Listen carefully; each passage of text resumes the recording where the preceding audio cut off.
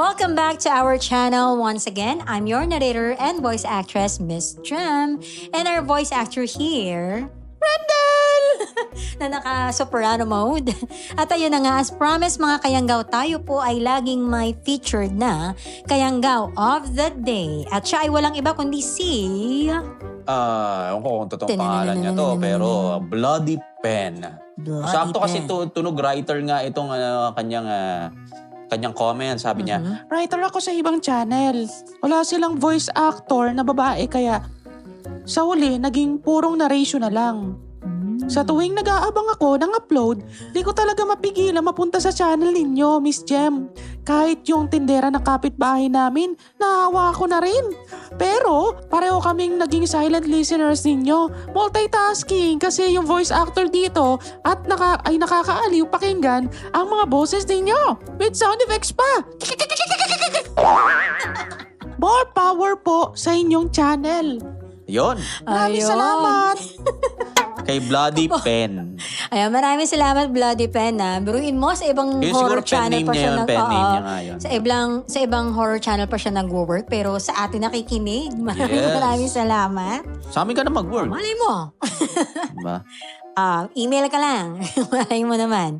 Ayun, maraming salamat sa suporta. Bagaman, galing ka pa sa ibang channel, patuloy pa rin ang pag-appreciate sa amin. Salamat, So hindi lang tayo galing sa ibang lugar. Galing din tayo sa ibang channel. May tumatawid. Matawid pala tayo eh. Ayun na nga mga kayangga, huwag na natin patagalin pa. Kumapit na kayo at humandang kilikin at kilabutan sa ating istorya ngayong araw. Let's hit it! Magandang araw po sa inyo, Miss Jem, at sa lahat ng taga-suporta ng inyong channel. Isa rin po ako sa inyong mga avid listener. At sa totoo lang, sobrang natutuwa akong makinig sa mga kwentong ibinabahagi ninyo. Kaya naman naisipan ko rin pong ibahagi sa inyo ang aking karanasan sa pag-ibig na may halong kilig at katatakutan dahil sa aswang. Isa ito sa mga nangyari sa buhay ko na hanggang ngayong matanda na ako ay hindi ko pa rin makalimutan. Tahimik akong naninirahan sa gilid ng isang sapa kasama ang best friend kong si Jenna. Ngunit sa hindi inaasahang pagkakataon, nakilala ko ang lalaking una at huling nagpatibok ng aking puso. Para lubos ninyong maunawaan ng lahat, hayaan ninyo akong magpakilala. Ako nga po pala si Lynn at ito ang aking kwento. Lynn, balita ko mamaya na raw darating yung bangkay ni Aling Salvi Pumunta tayo dun mamaya saka mag-vigil tayo. Isigurado akong maraming mga dayo dun ng mga sugarol. Alam mo na, baka nandun si Papa Darwin. Ay nako, tumigil ka nga dyan, Jenna. Darwinin mo yung mukha mo. Ano naman pakialam ko sa taong yun? Hoy, buong buhay ko, hindi ako nangarap magkaroon ng asawang sugarol, no? Kung ganyan na lang din ang mapapangasawa ko, mas mabuti pang tumandang dalaga na lang ako. Talaga. Buti ka pa okay lang sa'yo tumandang dalaga. Samantalang akes?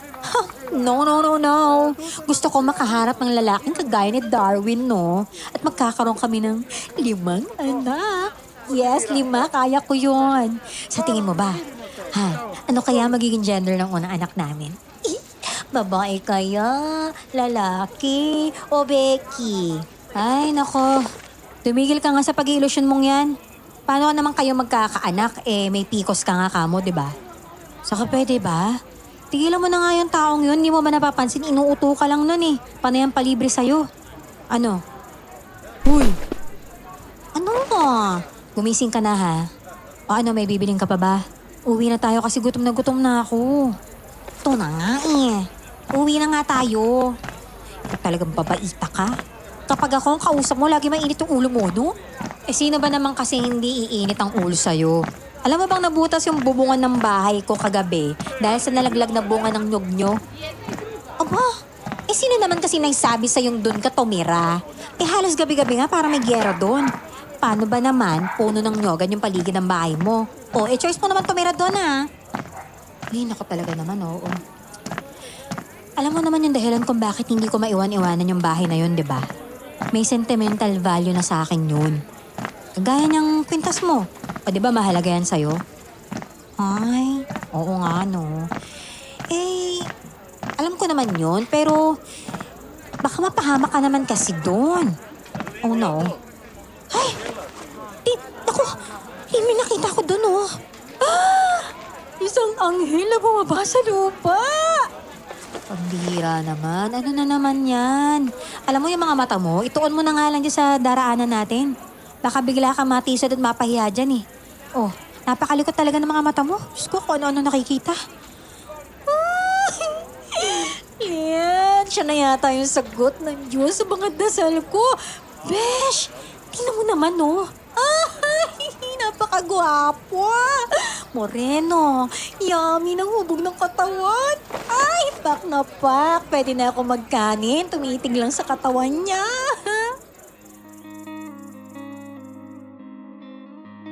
Tumingin ako sa direksyong itinuturo ng nguso niya. Napataas ang kilay ko nang makita ko ang isang lalaking may dalang malaking bag. Tama si Jenna. Gwapo nga ito. Pero hindi ako interesado. Inirapan ko si Jenna at mabilis na naglakad para makauwi na sa bahay. Tumakbo naman si Jenna habang nakasunod sa akin. Hindi ko siya kinakausap dahil alam kong kukulitin niya lang ako tungkol sa lalaking iyon. Nang mapadaan kami sa bahay ni Aling Berta, bigla kaming napatigil. Nagwawala ang matapobreng matanda dahil hindi niya mahanap ang kanyang mga manok. Ay dako, kung sino man sa inyo ang kumuha ng mga alaga kong manok, magbabayad talaga kayo. Pati ako'y sinusubukan ninyong nakawan. Naku, ipapapulis ko talaga kayo lahat. Ay naku, Besh. Paano hindi nananakawan yan? Napakadamot ng matandang yan. Baka mamaya marinig tayo niyan, tas tayo naman yung pagbuntunan ng galing. Hoy! Ikaw, Warren! Hindi ba dayo ka lang dito at naging tanod sa badong ito? Aba! Kumukuha ka lang ng allotment mo sa barangay kada buwan ah. Pero hindi naman maayos ang serbisyo mo. Ay nako, kung ako sa'yo, umalis ka na sa pagiging tanod. Duwag ka naman eh. Hindi ba? Hoy, ano? Sumagot ka nga niya, Warren! Ginagawa naman po namin ang lahat ng aming makakaya. Sadyang mahilap lang ang magnanakaw. Matalino din. Palusyo. Isipin nyo na lang po. Naantayin niya lang kaming matapos sa pagroronda. Saka dadali at magnanakaw. Naku, puro dahilan. Ganyan ang mga palusot nyo sa barangay kapag alam nyong wala kayong kwenta. Ay, Umalis na nga kayo sa harapan ko. Napakarami ninyong chismoso at chismosa rito.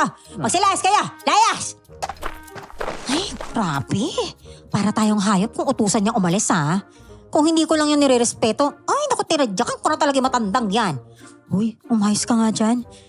Naninibago ka ba dyan eh? Wala nga kaibigan yan, di ba? Mamayang gabi ha, daanan mo ako sa bahay. Pupunta tayo sa lamay. Magdasal tayo tapos uuwi na kaagad. Okay, fine. Lynn. Uwi ka na ba? Sabay na lang ako sa'yo ha. Ay, oo nga, Lynn. Para may makausap ka naman sa daan. Sige po, walang problema. Sige. Oh, dito na ako, Lynn, ha? Kuya Warren, mauna na ako. Ingatan mo yung Sige. beshi ko. Sige. Ingat ka. Sige po. Hanggang ngayon ba, wala pa rin po bang lead si Kapitan kung sino yung mga magnanakaw? Wala eh. Nagagalit lang si Aling Berta. Pero hindi niya talaga naiisip yung pagod namin kada gabi. Naku po. Huwag niyo na masyadong pansinin yung masungit na matanda na yun. Kita niyo naman, no? Wala nang tatagal na mekaniko sa kanya, di ba? Kita niyo naman, iniwanan ng lahat ang chainsaw niya na sira. Ayun, kinakalawang na lahat. Tama ka, Diyos ko. Sama talaga ng ugali ng matandang yun. Pero hayaan mo na, ha? Alam ko darating din ang araw, mahuhuli din ang magnanakaw na yan. Isa sa mga suliranin namin sa baryo ang pagkawala ng mga alagang hayop. Hindi ito mahanap ng mga may-ari, kaya naniniwala kaming lahat na ibinebenta ang mga ito ng mga magnanakaw sa kabilang bayan. Kinagabihan, sinundo ako ni Jenna sa bahay upang pumunta sa lamay.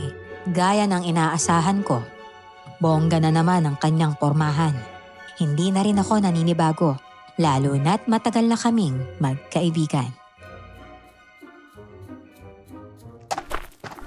Ay nako, grabe naman yung pormahan mo. Para kang sa bar pupunta at hindi sa lamay ah. Huy, lamay yun ha. Pambihira ka.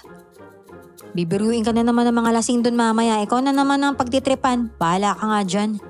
Hayaan mo na silang magloway sa beauty at sexy legs ko, no? Sino ba naman kasing hindi mapapatingin sa akin angking kagandahan? Ano, diba? Napaka-head turner ko kaya. Wow ha, head turner. Hanip, dahil mong alam. Ay, ano yun? Beshi, narinig mo ba yun? Parang may may malakas na pagaspas ng ibon dun sa itaas ng malaking puno. Ako, narinig ko nga.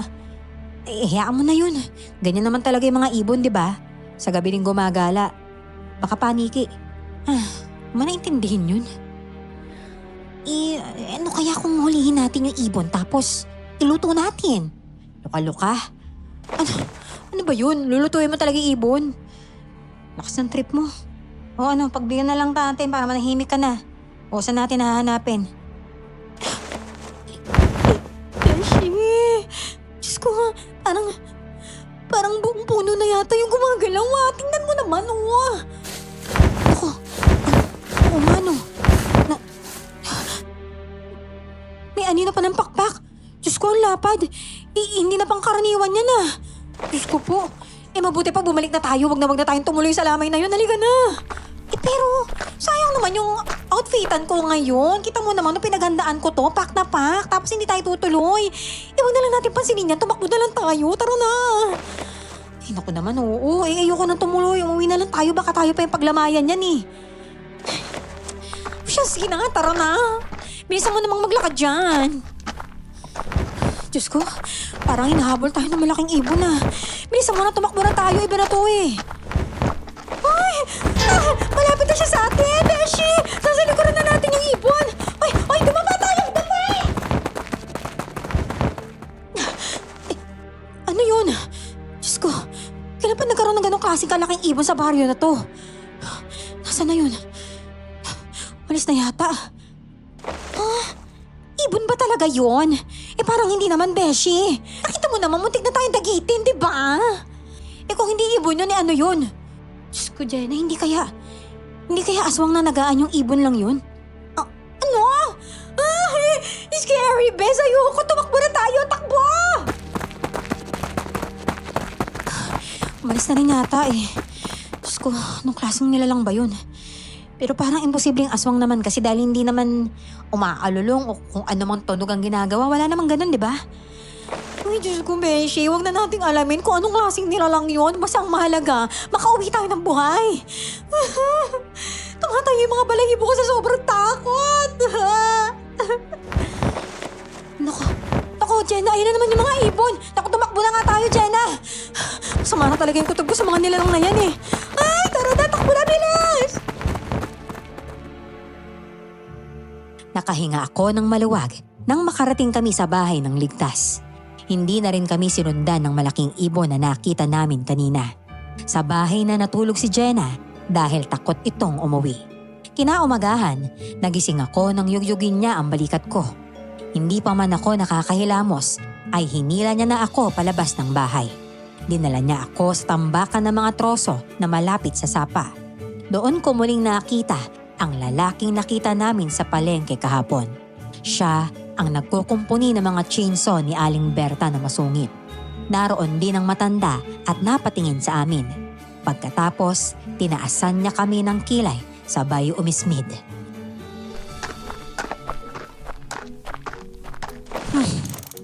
Aga-aga, nakikichismis na naman kayo kaagad sa bagong mekaniko ko. Ano bang ginagawa ninyong dalawa rito? Ay, naku naman, Aling Berta ha. Gusto lang naming pakipagkaibigan sa mekaniko mo. Masama ba yun? Ay nako, tumigil-tigil ka nga riyan, Jenna. Tignan mo nga yung itsura mo. Dinaig mo pang sasali sa Miss Universe. May pambihira. Hindi maaalis ang makeup mo kahit tatabasain ng tubig. Peke naman yata yan. Ikaw talaga naman, oo. Alam nyo, lalo po kayo magkakaroon ng wrinkles yan sa mukha pag lagi kayo naiinis. Subukan nyo naman po kasi minsan mag-smile para naman po bumata yung face nyo. Ay nako, tigilan mo ako. Makalayas na ka dito, pinapainit mo ulo ko. Dindo, ayusin mo ang trabaho mo, ha? Opo. Dindo pala ang pangalan mo. Ako nga pala si Jenna. At ito naman ang beshi ko na si Lian. Ang gaganda nyo naman pareho. Thank Kapon you. nga pala, pagdating ko, parang nagkakagulo sa bahay ni Aling Berta. Ano palang meron? Tudo bang ninakaw yung mga manok niya? Ay naku, oo no. Paano ba naman? Napakaramot kasi ng matandang masungit na yun. Lahat naman ng ninanakawan sa baryo namin yung mga matatapobre, yung mga, alam mo na, yung mga kasing sungit niya, kasing sama na ugali niya, ganon. Ay naku, ano ba naman pumasok sa isip mo nagtrabaho ka sa kanya? Para makahanap ng mapapangasawa. Ano? Hindi, biro lang. Natural, para magkapera. Kung naman kasi, kung makapagtanong ka, Beshi. Napaka-casual. Close na ba kayo kaagad? But anyway, highway. Tamang-tama. Alam mo ba, handa na ako mag-asawa. Ha? Handa ka na rin ba? Biro lang Hindi pa naman sa ngayon. Ay. Pero pakiramdam ko, nakita ko na yung mapapangasawa ko. Don't tell me ako yung tinutukoy mo. Ay nako, Jenna, tanta naman na nga yung kakirahan mo dyan. Oh, nako, si Kuya Warren yun ah. Bakit kaya tumatakbo yung mapunta rito sa atin? Oh, Kuya Warren, may problema ba? Lynn, si Mang Efren kasi, may masamang nangyari sa kanya. Yung mga alaga niya kambing ay nawawala tapos sugatan ng matanda. Ano? Oo, ikaw lang ang malapit sa kanya. Puntahan mo siya at kausapin mo para magpagamot sa center. Ay, naku, sige, tara na, Jenna. Teka, sasama ako. Gusto ko lang malaman yung mga nangyayari. Diyos ko, kawawa naman yung matandang yun. Wala kasing kasama sa bahay yun kaya baka pinasok ng mga masasamang tao. Yun nga rin ang iniisip ko eh. Ay, Diyos ko. Ayaw pa naman niya magpagamot sa center dahil gusto niya raw unahin ang paghahanap sa camping niya. Grabe naman kasi kung sino man ang gumawa nun. Walang puso. Wala talagang pinipili kahit matanda. Makasingit lang ako sa usapan ha. Madalas po bang nangyayari ito? Ay nako, sobrang dalas iho. Nang makarating kami sa bahay ni Mang Efren, nagwawala nga ang matandang lalaki. May nakatali sa kanyang mga braso. May hawak siyang itak at nagtatangkang managa ng mga tao sa baryo. Kaagad akong lumapit sa kanya upang pakalmahin siya. Nagkakagulo ang lahat ng tao sa baryo dahil sa sobrang takot. Maya-maya pa, kumalma rin ang matandang lalaki. Napaiyak na lamang siya sa sinapit ng kanyang mga kambing. Nalungkot din ako sa nangyari dahil alam kong iyon lamang ang kanyang ikinakabuhay.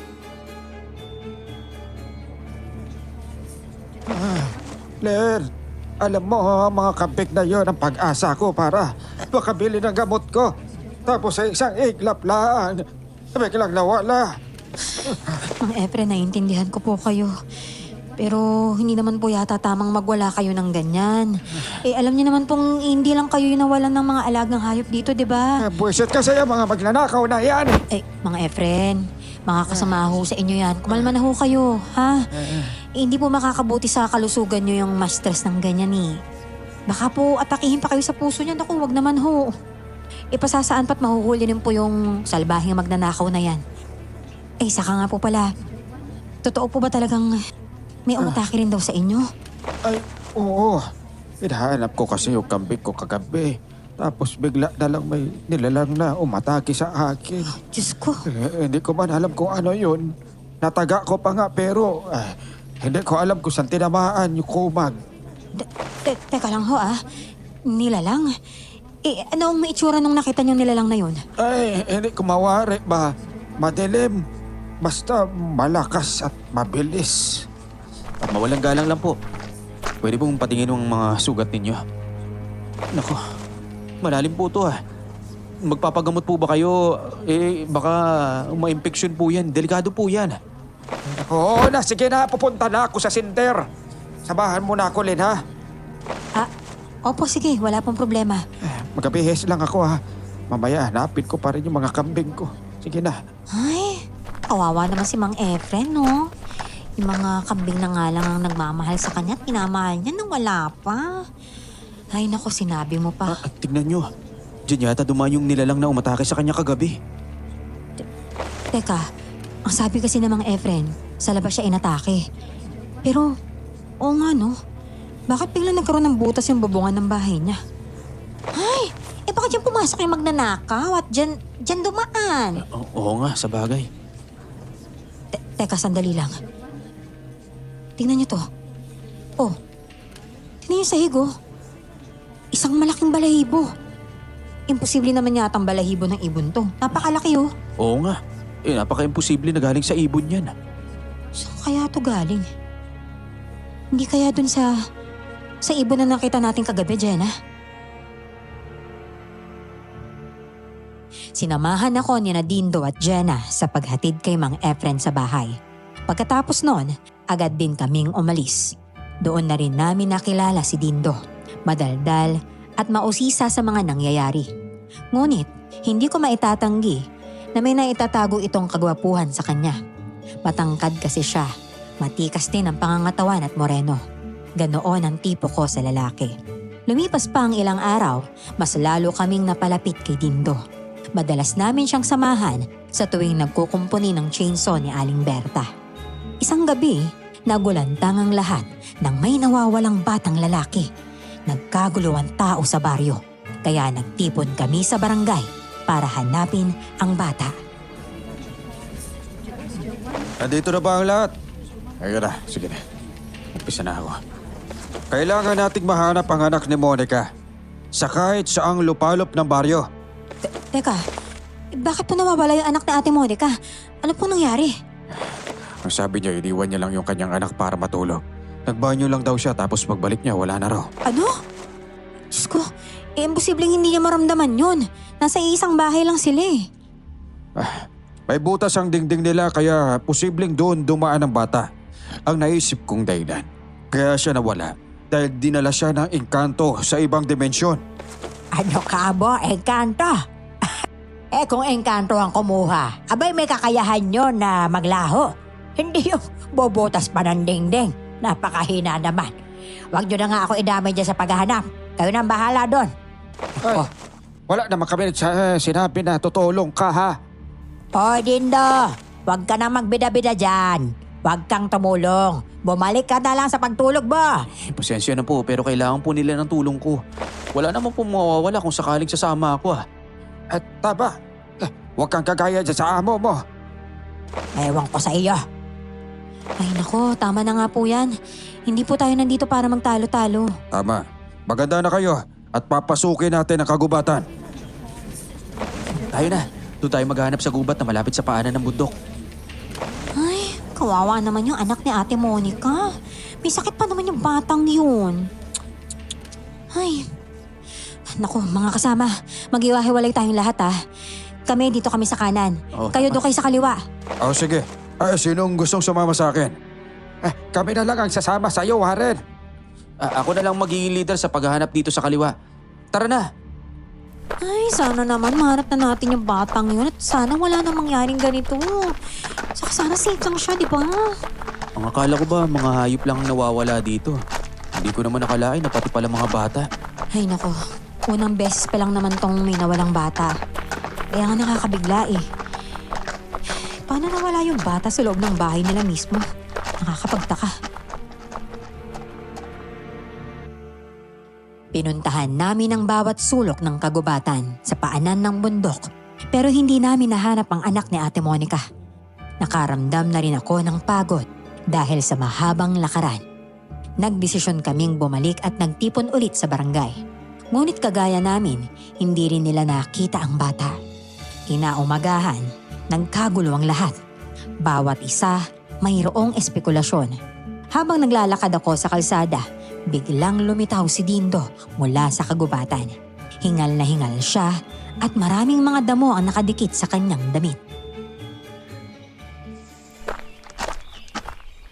Oh, saan ka ba galing? Saka, anong ginagawa mo dyan? Alam mo kapag nalaman ni Aling Berta na hindi ka nagtatrabaho na maayos, naku, patatalsingin ka na sa trabaho. May inasikaso lang ako. May tinapon lang ako mga basura. Nakakabigla ka naman. Hindi ko naman alam na may tao pala rito. Ano ka ba naman? Kalsada to, kaya anong inaasahan mo? Marami talagang dumadaan dito, no? Ay, naku. Ah, saka nga pala, ano nga palang nangyari dun sa balita kagabi? Yung nangyari? Ay nako, ano pa, di puro sila chismis. Wala naman pwedeng paghinalaan lalo na't wala naman silang ebidensya, di ba? Alam mo, sa totoo lang, medyo magulo yung baryo na to ha. Ang akala ko, dito na matatahimik yung buhay ko, hindi pala. Bakit naman inaasahan mong dito matatahimik yung buhay mo, ha? Oo, wala. Ay nako, weirdo mo talaga minsan, no? Oh, nadadaanan natin yung bahay ni Aling Berta, ha? Kapag makita ka nun, ako, papahiya ka nun. Sige, balik na ako sa tambakan ng mga chainsaw. Ingat ka ha. Sige, ingat ka din. Ay, naku naman, oo. Itong mga aso talaga ni Aling Berta, hindi man lang niya tinali. Kapag makakagat ako ng mga to, hindi naman magbibigay ng pampagamot. Sungit na nga, makunat pa. Ay, naku. Kakaiba talaga yung matandang yun. Doon na nga lang ako dadaan sa likuran ng bahay niya. Lah, grabe. Taas pala ng mga damo rito. Diyos ko. May bangkay. May bangkay dito! Tulungan niyo ako! Ay nako! Sino ba naman yung nagsisisigaw diyan? Oh, Lynn! Ano ba namang ginagawa mo rito sa likuran ng bahay ko? At anong sinasabi mong may bangkay? May bangkay ho talaga rito. Oh. Ito po, tingnan ninyo. Oh, Diyos ko. Mukhang ito yung anak ni Ate Monica. Kailangan nilang malaman na nandito yung batang hinahanap namin kagabi. Ada? Ay, naku, nasa kanyang bangkay. Ay, Diyos por santo. Paano naman nakarating ang bangkay na iyan dito sa likuran ng bahay ko? Ay, hindi. Hindi ito maaari. Tumawag ka na ng barangay, bilisan mo. Aling Berta, talaga bang wala kayong alam sa bagay na to? Abay, malamang wala. Magugulat ba ako kung may alam ako? Pambihira itong babaeng ito. Eh gusto mo pa yata akong sisihin sa pagkawala ng batang yan. Abay, wala akong kinalaman dyan, ha? Sigurado ho ba talaga wala kayong kinalaman? Abay, wala ka. Ba't talagang binibisit mo ko, ha? Pipilitin mo pa ang gusto mo. Hindi ko alam kung bakit nandyan ang bangkay na yan. Ako na ang tatawag ng barangay. Ayan pala, yan yung mga tao. Ipapaalam ko lang kay kapitan ng bagay na ito, ha? Diyos ko, kung hindi si Aling Berta ang may gawa nito, sino kaya? Naging usap-usapan si Aling Berta sa baryo pagkatapos ng mga nangyaring iyon. Siya ang sinisisi ni Ate Monica sa pagkawala ng kanyang anak. Kahit ako, nagkaroon din ng duda na nagsisinungaling lang ang matanda at siya talaga ang may pakana ng krimen. Isang umaga, habang nangunguha ako ng kangkong sa gilid ng taniman ng mga palay, biglang dumating si Dindo.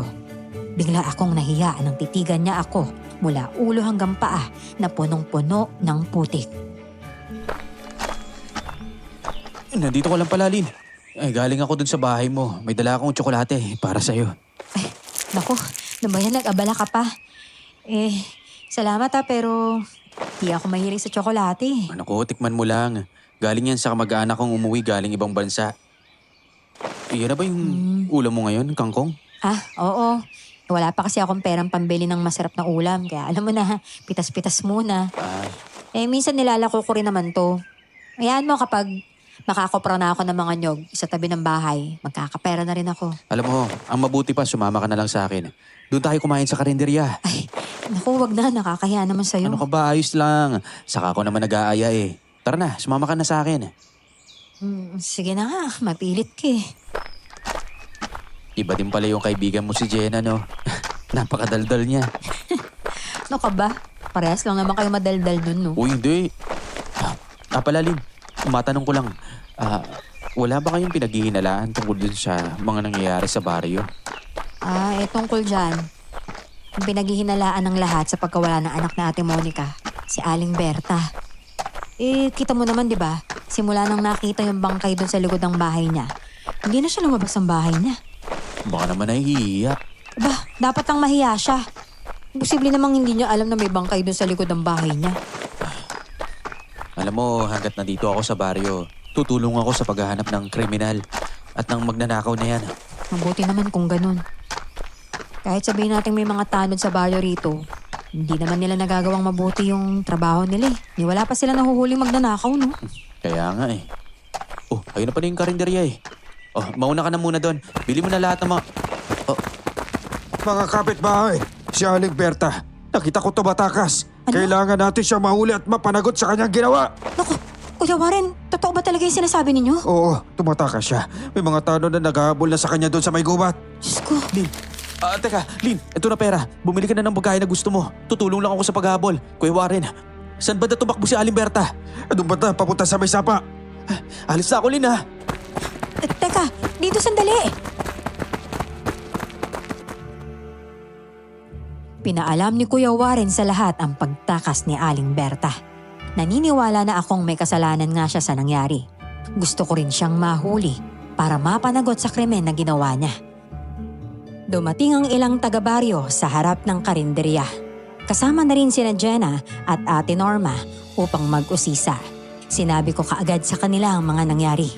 Pumunta kami sa gubat upang alamin kung nahuli si Aling Berta. Ngunit, nang makarating kami doon, bigo ang mga taga-baryo na mahuli ang matanda. Wala rin si Dindo doon, kaya agad ko siyang hinanap sa paligid.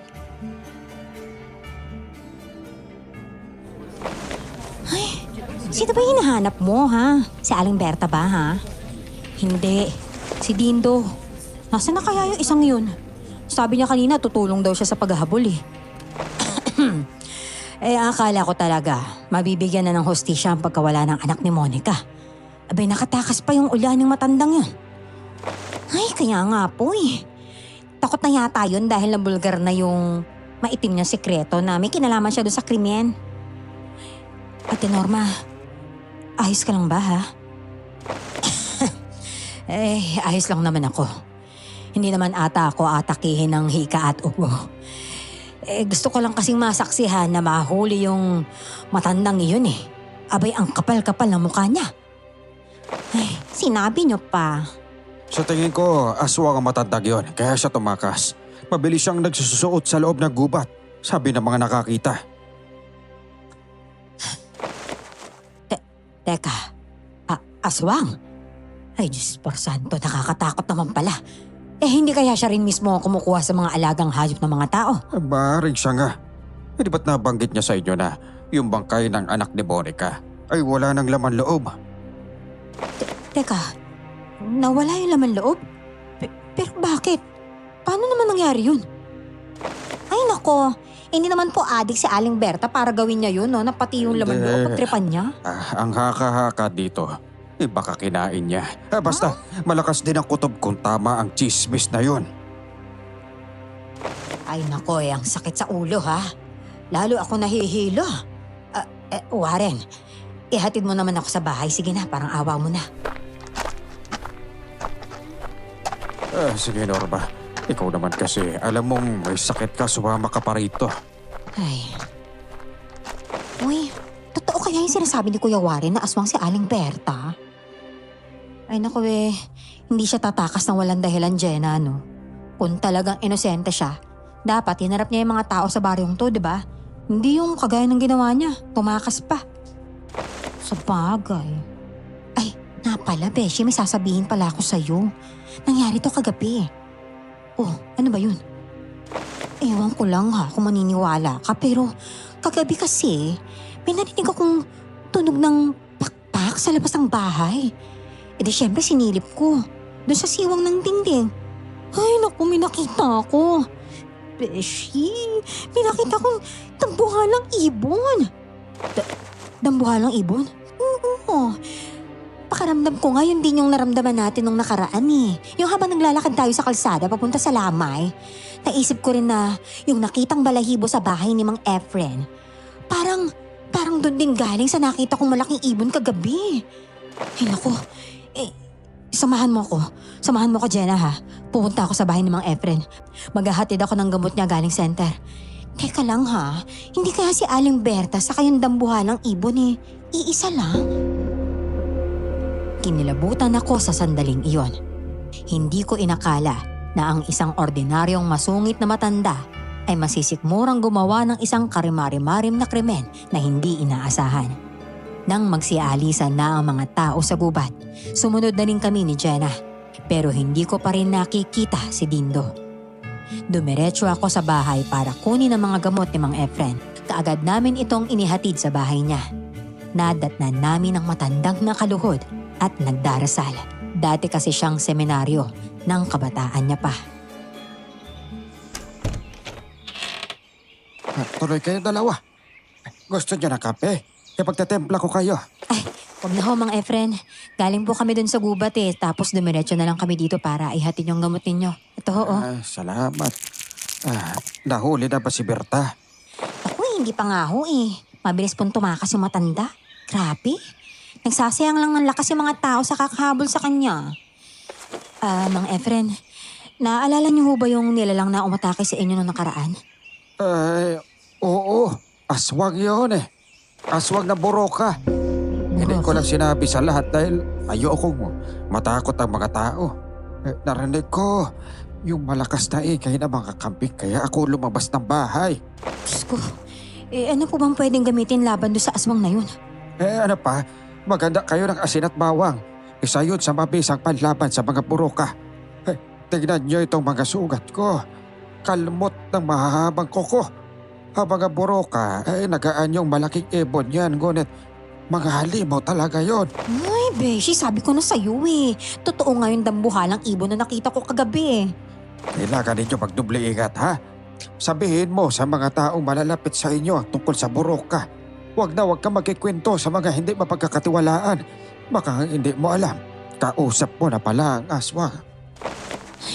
Sabi nga po nila, baka raw po aswang si Aling Berta, kaya tumakas. Ay, kuhan, hindi maganda magbentang. Kung ako lang ang tatanungin, duda talaga ako na may kinalaman si Berta doon. Ganun? Hindi ngayon makalakad ng mabilis Kung hindi po yun makakalakad ng mabilis, bakit hindi po siya mahuli-huli ng mga tao, di ba? Sa tingin ko, may tumutulong talaga sa kanya para makatakas. Tumutulong? Sino naman pong tutulong? Alam nga namang si Dindo. Magkasama kami kanina sa harap ng karinderya nung nalaman namin na tumakas si Aling Berta. Ay, Beshi, sabi kasi ni Kuya Warren, di ba nga baka nga raw aswang si Aling Berta. Kaya nga po iniisip namin na baka yung dambuhalang ibon at si Aling Berta, iisa lang. Malabo yan. Ganun? Hindi ako naniniwala sa mga ganyang chismis. Ay naku aalis na po kami Mang Efren ha. May mahalagang lakad pa kami ni Jenna. Ay, sige, ingat kayong dalawa, ha? Sige ho. Alam mo Beshi ha, naguguluhan na talaga ang brain cells ko. May nagsasabing aswang si Aling Berta, tapos meron namang hindi naniniwala. Saan ba talaga tayo maniniwala niyan? Ay nako hindi ko nga rin alam Pero gusto kong makita si Dindo ngayon.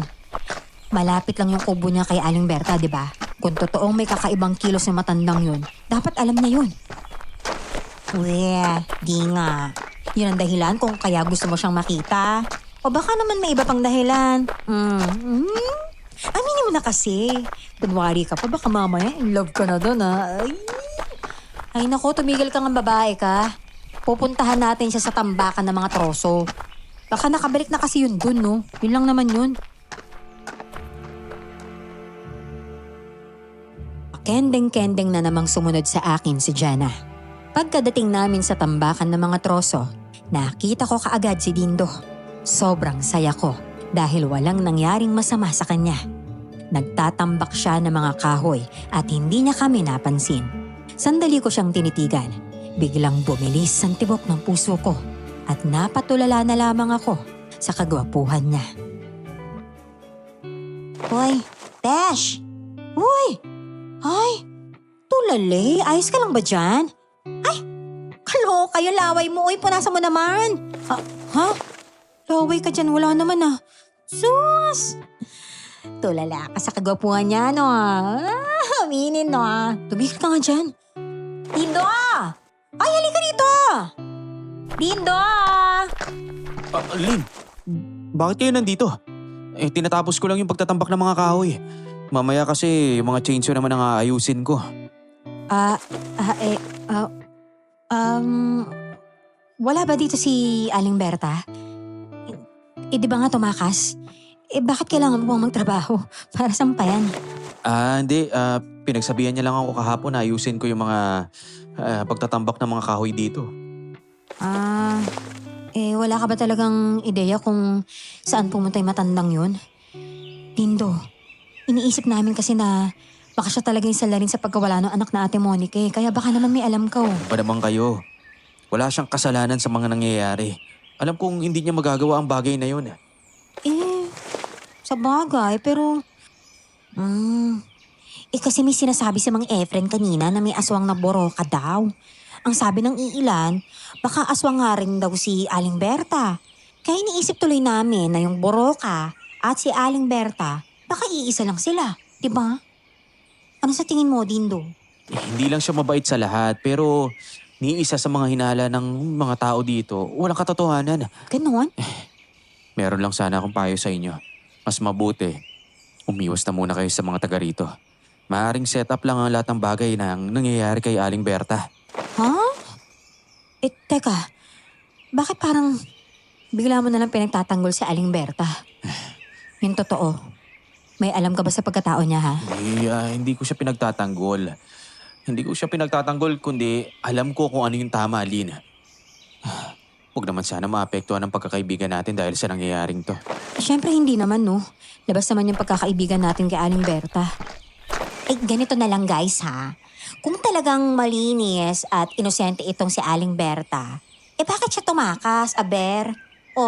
May dahilan yon, Dindo. Ano naman ang dahilan niya? Nako, pasensya ka na din sa abala, Dindo, ha? Kinukulit ka nitong kaibigan ko. Alis na lang kami. Tara na, Jenna. Kulit mo. Umuwi na tayo. Hinila ko si Jenna paalis sa tambakan ng mga troso dahil sa sobrang hiya kay Dindo. Ayoko nang pahabain pa ang usapan, lalo na at nararamdaman kong kinakampihan niya lang si Aling Berta. Napag-usapan ng mga tao sa barangay na bantayan ng matandang babae kung babalik ito sa lugar para mahuli. Kinagabihan, napansin ko ang kwintas ni Jenna sa sofa. Tsaka kong nakalimutan niya yon kanina. Mahalaga sa kanya ang kwintas na yon at alam kong mababahala siya kapag hindi niya ito nakita kaagad. Kaya naman naisipan kong ihatid iyon sa bahay niya. May dala akong asin at bawang habang naglalakad papunta sa bahay niya para naman may proteksyon ako. Pagdating ko ron, nagulat ako nang madatnan ko silang nag-uusap ni Ate Norma. Nagtago muna ako upang makinig sa kanilang dalawa. Umuwi na po kayo sa bahay ninyo ha. At baka mapano pa po kayo sa daan yan eh. Pero maraming salamat nga po pala sa pagati ng spaghetti ha. Sarap po. Walang anuman. Saka hindi naman ako natatakot sa gabi. Mag-isa ka lang ba dito ngayon? Nasaan ba ang nanay at tatay mo? Nasa tindahan po sila. Doon po yata sila matutulog ngayon kasi maaga pa po bukas yung delivery ng mga manok. Ayun po. Ganun ba? Siya, sige. Aalis na ako. Mag-iingat ka dito, Iha, ha? Sige po, kayo rin po. Ingat po. Psst! Jenna! Ay! Sus Maria Josep! Andiyan ka pala. Nakakaloka ka. Ba't ka ba nagtatago dyan? Kala ko tuloy aswang na boroka ka na. Nakakaloka ka. Ano ba yun? Nandito kasi ako para ihatid yung kwintas mo. Naiwan mo sa amin. At huwag ka na rin mag-alala. Siyempre bago ako pumunta dito may dala naman ako asin sa kabawang, no? Mahirap na. Teka, sa bahay mo pala yung kwintas ko? Kala ko na wala ako na. Buti na lang talaga na tabi mo. Lungkot-lungkot ko nga eh. Alam mo naman, regalo pa sa kanya ni nanay ng birthday ko. Halika na, pumasok ka na sa loob. Tamang-tama, wala akong kasama ngayon. Dito ka na rin mag-overnight, Beshi ah. Teka, bakit pumunta dito yung Aling Norma? Di ba may sakit yun? Saka paano niya na kaya maglakad hanggang dito sa bahay mo? Ayun, naghatid ng spaghetti. Mabuti nga yun, di ba? May pagkain ako. Naghatid ng spaghetti? Alas 8 na ng gabi tapos nagluto pa siya. Parang may mali ah. Hoy, huwag ka masyadong negatron dyan ha. Mabait yung tao. Mas malapit lang yung bahay niya kasi sa akin kaysa sa bahay mo. Kaya, ayun, dinala na akong pagkain. Kaya mas kilala ko naman yun kaysa sa'yo, no? Basta dyan na ha. Hindi magandang kutugudo kay Aling Norma. Nakita ko siyang paalis kanina panayang palingalinga sa paligid. Kaya, patingin nga ng spaghetti na yan, may gagawin lang ako. gagawin mo sa spaghetti? Huwag mo sabihin uunahan mo pa akong tikman yan. Loka, hindi. Akin na, para mapatakan ko ng kalamansi. Spaghetti, kalamansi, pang pansit yun, Day. Kakaloka ka naman. Oh, bakit ba kasi papatakan? Anong ritual na naman yan? Ewan ko ba, hindi ko alam pero iba yung kutob ko sa kanya eh. Kasi kahit sinong taong may sakit, hindi maglalakad ng ganong kalayo lalo na kung gabi na. Tapos maghahati lang ng spaghetti. Ano bang okasyon? Birthday niya ba? Wala naman, di ba? Yeah, oo nga no. Pero madalas naman kasi talaga siyang magganyan, yung magdadala ng pagkain tuwing gabi. Ganon? Teka nga gusto ko lang malaman kung may magbabago kapag pinatakan ko to ng kalamansi. Ayan, hintayin lang natin ng 5 minuto. Ay, ano ba kasing meron dyan, Beshi? Iniisip mo bang aswang si Ate Norma at yayang gawin niya ako, ganon? Ganon na nga. Diyos ko, Lynn, narinig mo ba yun? Oh no, nandiyan na naman yata yung aswang na Boroka. Mabuti na lang nandito ka, hindi ako nag-iisa. Gabi-gabi kasi ako dinadalaw ng tunog na yan, nakakatakot. Ako, Jenna, isara mo nang maayos yung pinto. Ako nang bahala dito sa bintana. Sige. Kahit anong umpog ang gawin ng aswang dyan, hindi niya na mabubuksan. Ay! Ano yung kalabog na yun? Nako, ano yun? Jenna, ginagawa ba ito palagi na aswang? Oo, Lynn. Hindi ako nagsasabi sa'yo dahil ayoko mag-alala ka. Nako, paano yung kalabog niya sa pinto? Bibigay yung pinto na yan kapag wala tayong ginawa, Jenna. Alam ko na. Buksan mo yung pinto ng biglaan, ha? Ako nang bahala sa aswang na yan. Ano? Bakit naman ganun? Ano gagawin mo? Basta, sundin mo na lang inuutos ko. Sure ka ba dyan? Hindi ba tayo mapapahamak dyan sa plano mo? Hindi. Sumunod ka na lang. Tignan ko lang ngayong aswang ka kung hindi ka matusta kapag hinagisang kita ng pangontra ko. Sige na nga. Ito na. 1, 2, 3, open sesame! Bulaga ka ngayon. Ayun ang nababagi sa'yo. Ay! Sapul! Natamaan mo! Ay, nagwawala na yung aswang. Umusok pa yung katawan niya. Sabuyan pa natin siya hanggang sa maitaboy natin. Sige. Bigyan mo rin ako ng asin. Amina, gimme! Ayan, nagawa natin. Naitaboy natin yung aswang. Ay, naku, salamat talaga sa'yo, Beshi, ha? Alam mo kung hindi ka dumating, baka naging dinner na ako ng aswang na yun. Loka-loka ka talaga. Bakit ba kasi hindi mo sinabi sa akin na kada gabi dinadalaw ka ng aswang na yun? Madalas pa namang wala yung mga magulang mo dito. Pero di bale, simula ngayon, dito na ako matutulog para mabandayan kita, ha? Tumango si Jenna sa akin na para bang bata. Nakaramdam ako ng awa sa kanya.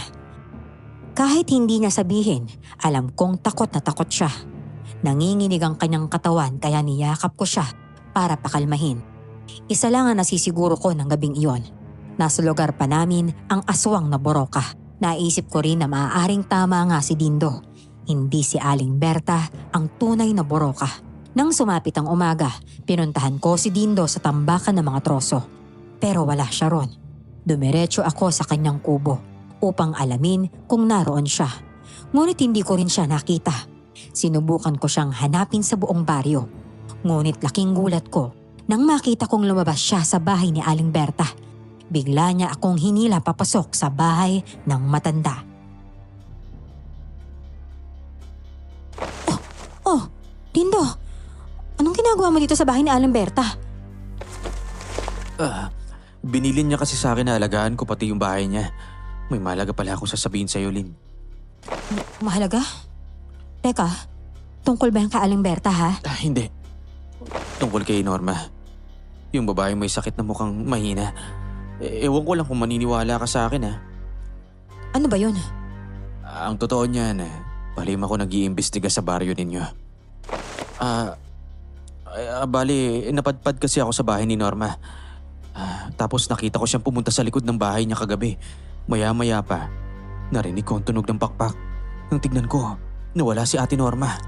Ano? Oo, mga ilang minuto din yun bago ko siya ulit nakitang pumasok sa bahay nila. Pinundan ko sa likod nila, pero may nakita ko. Isang balahibo na malaking ibon at patak ng dugo sa lupa.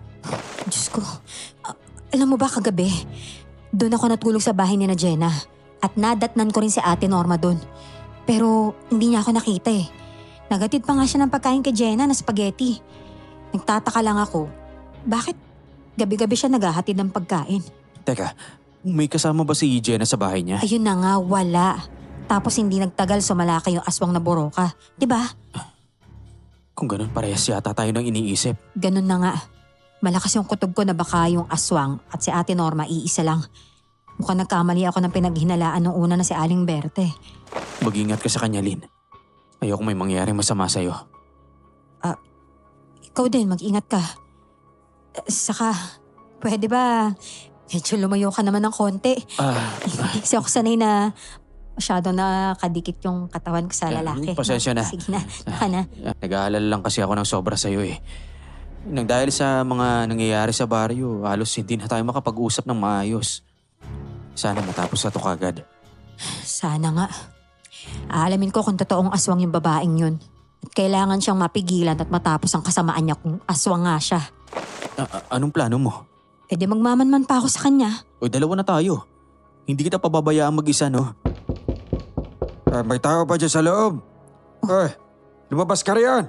May kasalanan sa amin ang matandang nakatira dito. Teka, si Kuya Warren ba yun? Si Kuya Warren nga. Hindi na tayo pwedeng makita. Mahuhuli yata tayo. Doon ka dumaan sa may likuran ng bahay. Ako na bahalang umarap sa kanya.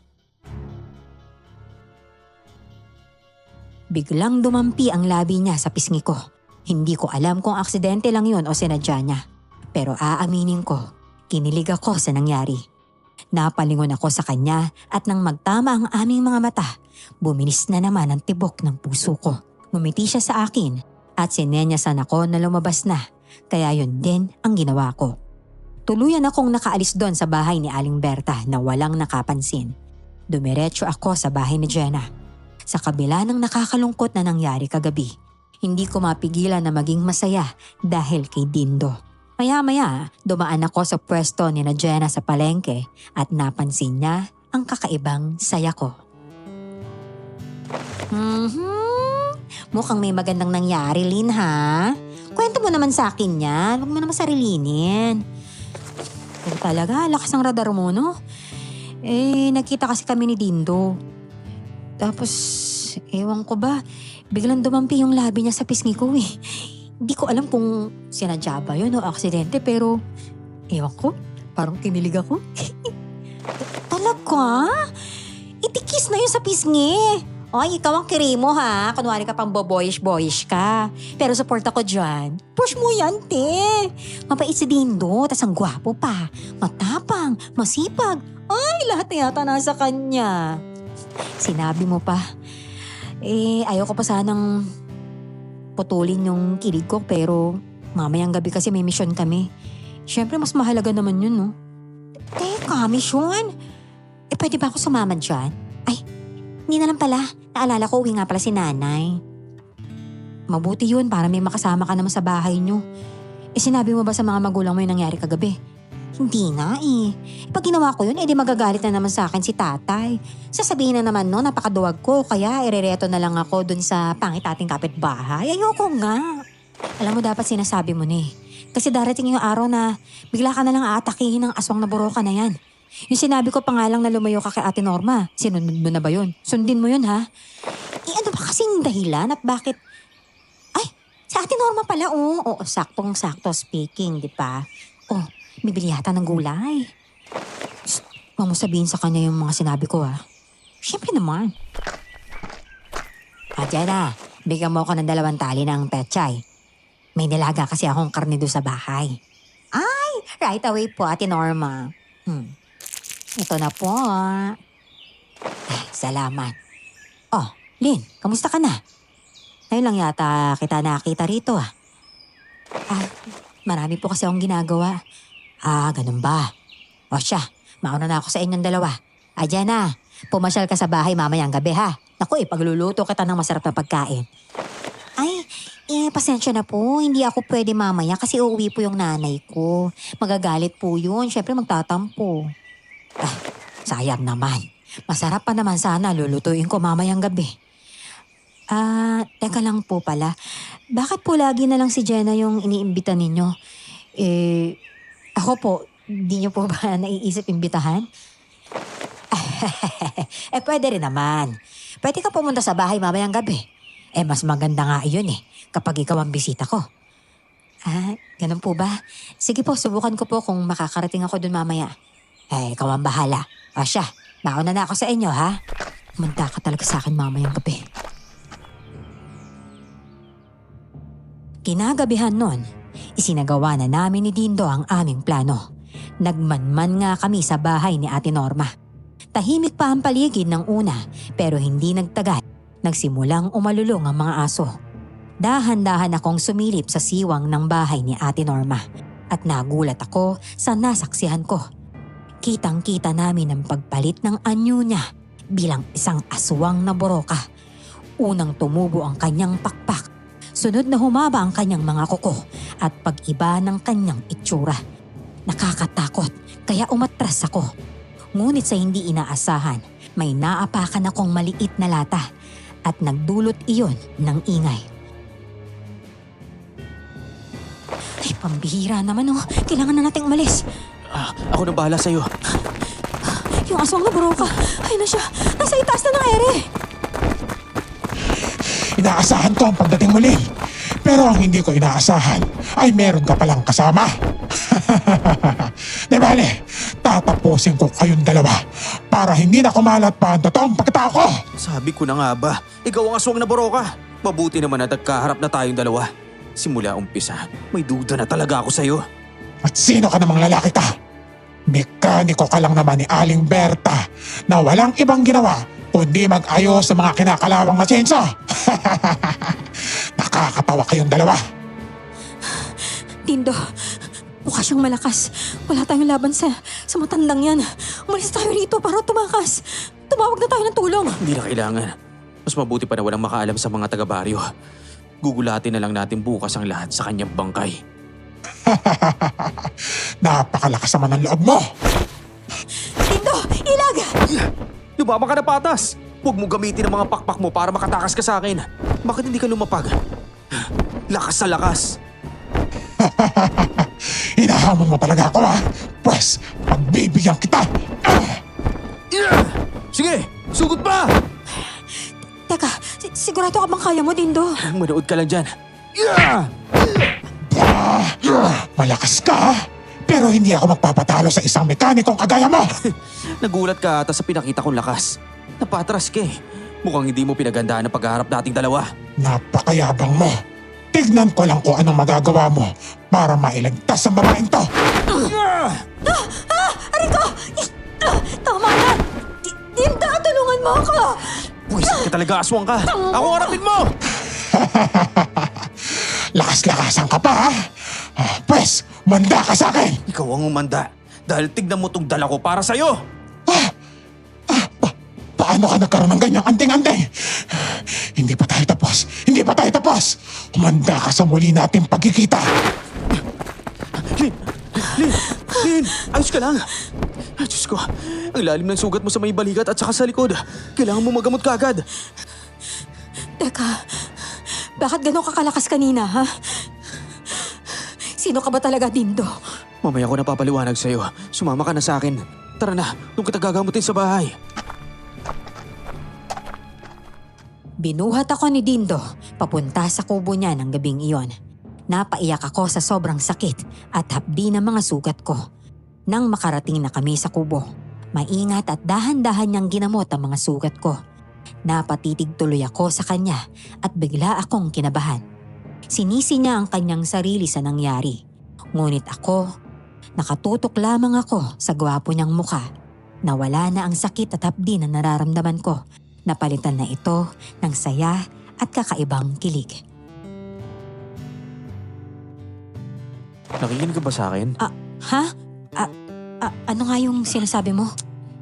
Nabibingin ka na ata. Yakin na nga yung tenga mo at matignan ko nga. Wag na, ano ka ba? Wala naman akong diferensya sa pandinig, no? Titig ka kasi ng titig sa akin. Ang sabi ko, pagbabayad sa akin yung aswang na Norma na yun. Hindi ako papayag na hindi ako makaganti sa kanya. Mabuti naman kung ganun, no? Matagal na talaga ako nagmamanman sa kilos niya eh. Napapansin kong kada gabi umaalis siya. Pero pwede bang magtanong? Bakit ba napakalakas saka napakagaling mo makapaglaban kanina dun sa aswang? Dahil isa akong manunugis na aswang. Ganon? Wala akong ginagamit na kahit anong patalim laban sa kanila kundi kamao ko lang. Ang galing mo naman kung ganon. Para naman tulutang magsalita. O ayos na yung sugat mo. Hindi ka magkaka-infeksyon yan. Ako nang gumamot yan eh. Manunugis ka pala. Alam ko kung ano yun eh. Pagkatapos mong tapusin yung aswang dito sa baryo namin, iyan yung aalis ka, lilipat ka ng ibang lugar para maghanap na ibang aswang, di ba? Paano mo naman nasabi yun? Oh, wala lang. Naitanong ko lang. Meron ka yatang gustong sabihin. Wala nga, nagtatanong lang. Kakainis to. Nilalagyan mo ng ibang meaning yung mga sinasabi ko. Hayaan mo na, maganda ka namang mainis eh. Ano ko sa'yo? Nakalimutan ko kasi magdala ng asin sa kabawang kanina nung nagmamanman tayo eh. Alam mo na, na-excite ako, nakalimutan ko tuloy dalhin yung kailangan. Excited ka kasi makasama ako, alam ko yun. Hoy! Kapal naman ang pagmumukha nito. Masyado ka assuming ha. Teka, maiba tayo. So kaya nagpunta yung aswang na yun. Alam mo, kailangan samahan mo ako ha. Pupunta tayo sa bahay ni Jenna ngayon din ha. Jenna, bakit? Anong meron doon? Isa tingin ko kasi natipuhan ni Ate Norma yung kaibigan ko na yun. Kinakabahan ako kasi lagi niya hinahati na ng pagkain. Napakasama ng kutob ko. Kung gano'n, umalis na tayo. Pero sigurado ka bang kaya mo maglakad? Alam kong masakit ang mga sugat mong yan. Kaya ko to. Siyempre para sa kaibigan ko, no? Kailangan ko ipakita sa kanya yung mga sugat ko para maniwala siyang aswang talaga yung Norma na yun. Kung gano'n, tara. Umalis na tayo. Teka, hindi na normal itong nararamdaman ko ah. Parang nakasangkabog ng dibdib ko. Pakiramdam ko may masamang nangyari kay Jenna. Huwag kang mag-isip ng ganyan. Kahit papano, natamaan din ng sipa at suntok ko yung aswang na yun. Nasaktan ko siya kaya hindi maging madali sa kanya yung pagbangon at makapambiktima kaagad. Ay, naku, kung ganun bilisan na natin. Tara na. Teka, sandali. Tumigil ka muna. Bakit ba? Bakit ba? Ay, Uy! Mabilis na lumilipad ang aswang na Boroka papalayo galing doon. naku, baka doon siya galing sa bahay ni Jenna. Diyos ko, wag naman. Kung sakali nga nakuha niya ang kaibigan mo, hindi niya ito gagamitin pagkain. Sigurado akong may iba siyang pakay. At yun ang aalamin natin. Takot at kaba ang naramdaman ko habang papalapit kami sa bahay ni na Jenna. Pagkadating namin doon, ang mga magulang na lang niya ang aming nadatnan. Napag-alaman namin mula sa kanila na isinama raw ni Ate Norma si Jenna papuntang ospital dahil inaatake daw ng sakit ang matanda. Lahat ng iyon ay imbento lamang ni Ate Norma para tuluyang makuha si Jenna. Pinagtapat namin sa mga magulang ni Jenna ang tungkol sa totoong pagkatao ni Norma kaya nagwala sila. Nagpaalam kaming umalis at sila naman ay hihingi ng tulong sa taga-baryo para mahanap ang kaibigan ko. Diyos ko, Dindo, saan naman tayo maghahanap nito? Sana lang talaga buhay pa yung kaibigan ko. Hindi ko mapapatawad yung sarili ko pag may nangyaring masama sa kanya. Hindi ba pinalaan mo na rin naman ang kaibigan mo? Sana nakinig lang siya sa'yo no? Nakakainis naman kasi masyado siya nabulagan sa pagpapakitang tao ng Norma na yun eh. Lumalabas ng mga tao sa bahay nila. Ibig sabihin nararamdaman nila ang aswang na Boroka. Oo nga. Oh, ayun pala si Mang Efren eh. Kausapin natin siya. Mang Efren, Oo. naramdaman niyo rin po ba yung aswang na Boroka? Ay, oo. Kailangan natin siya mahuli at matapos. Diyos ko, nawawala po kasi si Jenna. Kinuha po siya ng aswang na Boroka. At si Ate Norma yun. Si Norma? Opo. Siya ang aswang na Boroka. Opo, sa katunayan, kanina lang din po namin nasaksihan ang totoo niyang pagkatao. Itong mga sugat ni Lynn, siya po may gawa nito. Opo. Tamang-tama dumating na yung mga tanod na pinamumunuan po ni Kuya Warren. Ano nangyari dito? Totoo bang naramdaman niyo ang aswang na Boroka? Opo. Tinangay niya nga po si Jenna eh. Kaya kailangan po talaga nating mahanap sila kaagad. Ano? Teka, saan ba tayo maghahanap? Sa gubat po, magaya kayo ng iba. Kami naman po ni Lynn, mauna na po kami doon. O sige, bilisan niyo para maabutan yung buhay si Jenna. Kakusapin ko lang ibang tao na sumama sa amin doon sa gubat. Lynn, ito nga pala, tig-isang plastik ng asin at mawa. Dalhin niyo muna ito, ha? Sige ho, maraming salamat po mga Efren. Ikutin natin ang buong lugar. Lintik na matandang babae yan. Tumakas na nga siya pero bumalik pa rin siya rito. Ay, hindi po si Aling Berta yung aswang, kundi si Ate Norma po. Ano? Si Norma? Oho, Nagpapatawa pa kayo? Sakitin ng babae yon, may aswang bang sakitin? Wala naman na. Maaaring nagpapanggap lang siyang may sakit para hindi paghinalaan. Pero nasaksihan po namin mismo ang pagbabagong anyo ni Ate Norma. totoo po yun. Kahit nga po ako hindi rin makapaniwala na isa talaga siyang aswang eh. Pero nung sinalakay niya po ako dahil alam niyang nagmamanman kami sa bahay niya, syempre po talaga naniwala na kami. O kung ganun, kailangan natin siya hanapin. Pagbabayarin natin siya sa mga ginawa niya. Tara na, Lynn. Malawak ang kagubatan na to kaya mahihirapan tayong maghanap sa kanila. Maaaring may taguan sila sa gitna ng gubat. Pinangunang hahanapin natin. Doon na tayo maghanap sa gubat. Doon sa hindi pa natin napapasok. Tara. Diyos ko, mahanap pa kaya natin si Jenna? Nagbitbit kami ng sulo papunta sa pinakadulo ng sityo. Pinasok namin ang gubat doon. Masyadong matataas sa mga damo pero wala akong takot dahil kasama ko si Dindo. Nakahawak siya sa kamay ko habang tinatahak namin ang madilim na paligid. Makalipas ang halos ilang oras, hindi pa rin namin nahanap ang kuta ng aswang. Pabalik na sana kami, ngunit napansin naming may natapakan akong matulis na bagay. Bumaon yun sa paa ko. Nang tiningnan ko kung ano yun, isang pirasong balahibo ng aswang na boroka. Tindo, tingnan mo oh. May balahibo ng aswang dito. Dito dumaan yung aswang. Oo nga. Dito lang banda sa gubat na to. Nandito yung kuta ng aswang. Kailangan lang natin to ikutin. Konting tiis lang, Lynn. Makikita natin at maliligtas ang kaibigan mo. Sana nga talaga. Ang mabuti pa, doon na tayo banda maghanap ha. Kung hindi ako nagkakamali, bandang 12:00 na to ng madaling araw. Diyos ko, paano naman kasi nagkaroon ng manok dito sa gubat? Wala namang bahay dito ah. Maraming mga ligaw na manok sa gubat na to. Yun natin hindi mo alam eh. Teka, ikaw kanina ko pa napapansin parang wala kang kapaguran maglakad ah. Ako nga, di ko lang pinapahalata pero pagod na ako eh. Hindi ako napapagod. Hanggat kasama kita, Lynn. Ano yun? Totoo ba yun? Oo. Pero alam kong hindi pa ngayon yung tamang panahon para pag-usapan natin ang nararamdaman ko pa. Tignan mo yun! May kuweba! Oo nga no. Naku, siguradong nandyan si Jenna sa loob niyan. Tara! Tara, pasukin natin yung kuweba. Teka, magdoble ingat ka lang ha. Dahil maaring nasa paligid lang natin ang aswang na boroka. Sige. Pero Dindo, ano kaya kung magpaiwan na lang ako sa labas? Magmamanman ako sa paligid, baka sakaling may iba pang dumating eh. Hindi, mali ka. Hindi iiwan ng boroka ang bihag niya. Hindi kita mapoprotektahan kapag nasa labas ka. Mas mabuti kung sumama ka na lang sa akin. Sige na nga. Sobrang dilim naman dito sa kuwebang to. Siguraduhin mong hindi mamamatay ang sulo ah. Ikaw na magdala ng sulo natin para makapaganda na ako kung sakaling magpakita ang aswang. Okay na.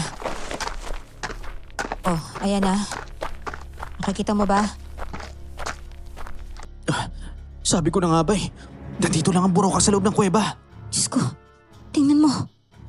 Maliwanag na doon sa dulo ng kuweba oh. Nandun yata si Jenna sa maliwanag na bahagi ng kuweba na yan. Kahit anong mangyari, wag na wag ka magpapatalo sa aswang na boroka na yun ha. Talagang hindi no. Gagawin ko ang lahat na makakaya ko para matapos ang buhay nila. At para mailigtas siya ng buhay. Mabuti na nga lang pinatawag ako ni Aling Berta eh. Siya? Siya yung nagpatawag sa'yo? Oo, kaya ako siya pinagtatanggol dahil alam kong inosente siya. Kaya pala. Oh, nandito na tayo. Maliwanag na yung paligid pero nasa na si Jenna? Diyos ko. Wala naman si Jenna dito ha. Teka, hindi kayo patibong to ng mga aswang na boroka sa atin? Hinahanap niyo ba si Jenna? Nandito siya sa itaas. Tumingala kayo rito! Nang tumingala kami, nakita ko si Jenna. Sugatan at duguan. Wala siyang malay. Nakatali ang kanyang dalawang kamay habang nakasabit sa itaas ng kuweba. Parang piniga ang puso ko sa sinapit ng kaibigan ko dahil sa kanyang maling pagtitiwala kay Norma. Nanlaki ang mga mata ko nang biglang sumalakay ang aswang na boroka Sa kinaroroonan namin, niyakap ako ni Dindo na napakahigpit at narinig ko ang pagkalmot ng aswang sa kanya. Diyos ko! Dindo! Dindo, ayos ka lang ba? Oo, ayos lang ako. Doon ka na muna sa gilid. Ako na muna bahala sa aswang na to. Hanggang kailan ka ba lalaban para protektahan ang babaeng yan? Kahit anong mangyari, hindi niyo ako matatalo. Talaga lang ha? Bakit hindi ka bumaba rito at harapin mo ako? Sige, bumaba ka na! Ganon ha? Bababa talaga ako. Pero hintayin mo kung anong gagawin ko. Ako, Dindo, tingnan mo. Puputulin niya yung lubid na nakatali kay Jenna. Kapag bumagsak si Jenna sa mga bato dito, mamamatay siya. Hindi Huwag ka pwede. mag-alala. Sasaluhin ko siya. Diyos ko. Ako, ayan na. Pinutol niya na. Jenna! Jenna! Jenna, gumising ka! Umanda ka sa akin, lalaki ka. Hay! Aswang! Ako naman ang harapin mo. Aray ko! Intik kang babae ka. Sige, lumapit ka. Babasagin ko yung mukha mo gamit ang bato na hawak ko. Kanina ka pang aswang ka ha? Buisit ka talagang lalaki ka. Ang hirap mong tapusin ha. Gigil na ako sa'yo. Manggigil ka kung gusto mo. Dindo, ikaw nang bahala sa aswang na yan, ha? Kailangan ko lang kalagan si Jenna. Jenna, gumising ka. Anak na, huwag kang magpatulog-tulog dyan, oy. Gumising ka na. Jenna! Aray ko. Beshi naman. Nasaan ako?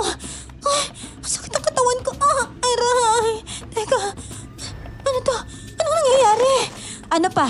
E di naglalaban yung aswang at si Dindo. Bakit ka kasi sama na sama kay Norma? Di ba sinabi ko sa'yo na aswang nga yun? Mali ko bang totoo yun? Akala ko kasi praning ka lang eh. Sabi niya naman kasi... teka, ano to? Ano tong tali na to? Talagan mo na muna ako. Oh, ayan. Nakalagan na kita. Sige na, tumayo ka na dyan. Lumabas tayo sa kuweba ngayon din. Walang makakalabas sa inyo sa kuwebang to ng buhay. Ikaw lang ang mabubulok sa kuwebang to! Dindo, ayos ka lang ba? Ayos lang ako. Sige na, una na kayo sa labas. Sige, tara na Jenna, bilis. Ay, sandali. Dahan-dahan lang naman. Yung pa ako. Sakit. Ako, kailangan na natin makalabas dito, Jenna. Tiisin mo na muna yan. Susunod na lang sa atin si Dindo, ha? Alam ko kaya nang tapusin yung visit aswang na yun. Ay, sana nga matalo niya na yung pangit na aswang na yun. Kakaloka, pinagkatiwalaan ko pa naman. Niloko lang ako, Ay, ano yun? Ano yun? Sino kaya yung bumagsak sa loob ng kuweba? Natalo kaya ni Dindo yung aswang na boroka? Tuluyan kaming nakalabas sa loob ng kuweba. Napaupo ako sa lupa habang nakatingin sa bukana ng kuweba. Kinakabahan ako dahil walang senyales na lalabas si Dindo doon. Maririnig mula sa labas ang malakas na mga kalabog mula sa loob ng kuweba. Hinila ako ni Jenna na umalis na doon pero hindi ako umimik. Wala akong balak na iwan si Dindo doon. Tumayo ako mula sa pagkakaupo at mabilis na tumakbo pabalik sa loob ng kuweba. Hinabol ako ni Jenna at buong lakas na hinila ako palabas. Hoy, ano ka ba? Napakabaliw ka na bang babaita ka? Hindi ka na pwedeng bumalik doon. Mababaliwala lahat ng sakripisyo ni Dindo kapag may nangyaring masama sa'yo, no? Oo na, sige na, kasalanan ko na kung bakit tayo nandito. Kasalanan ko na talaga, hindi ko naman dinay-deny. Naniwala kasi ako kay Ate Norma eh. Ang sabi niya kasi, na-atake siya ng sakit niya. Syempre bilang mabuting tao ako, tinulungan ko lang naman siya. Naahawa ako eh.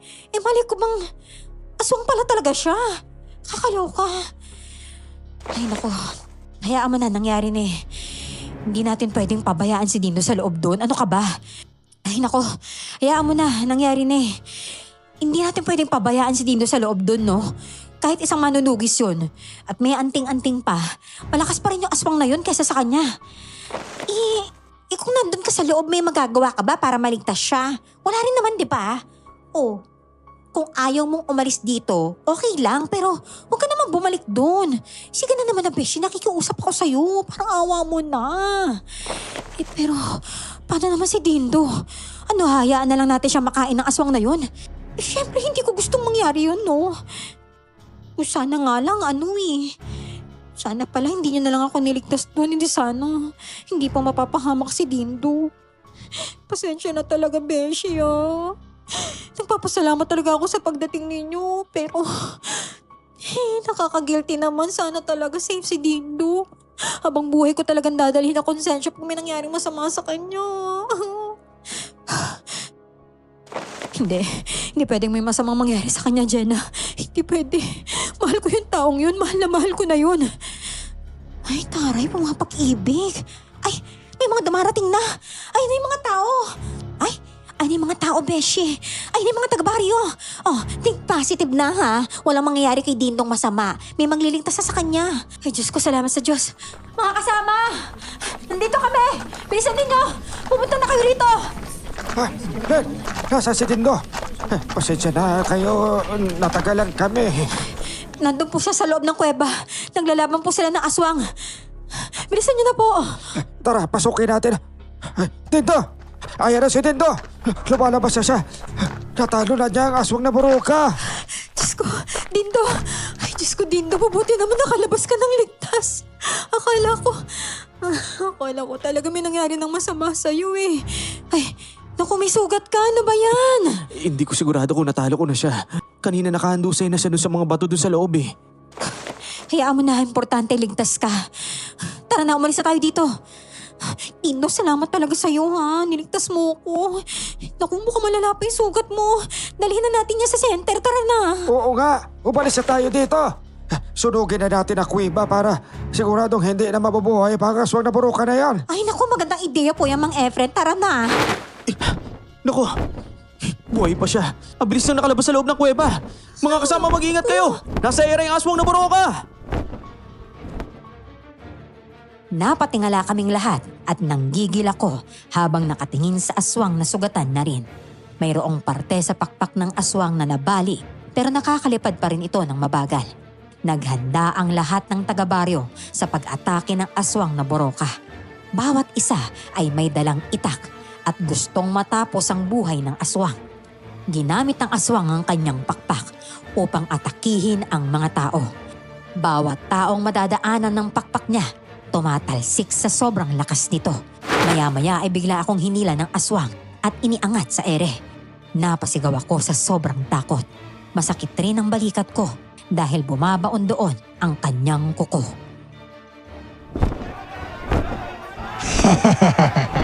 Tingnan mo sila sa baba.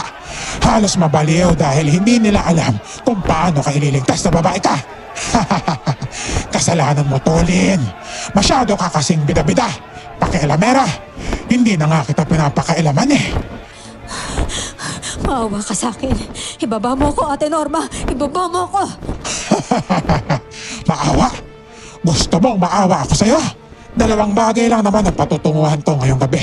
Ang mamatay o mabuhay. Pero syempre, isasama kita kung mamamatay ako. Aray ko! Maawa ka sa akin, Ate Norma. Bitawan mo ko. Oo, bibitawan talaga kita. Dahil bibitawan kita hanggang sa mabasag ang buo mo. Aswang! Hoy! Saan ka pupunta? Ay! Ibaba mo nga, kaibigan kong buwak ka!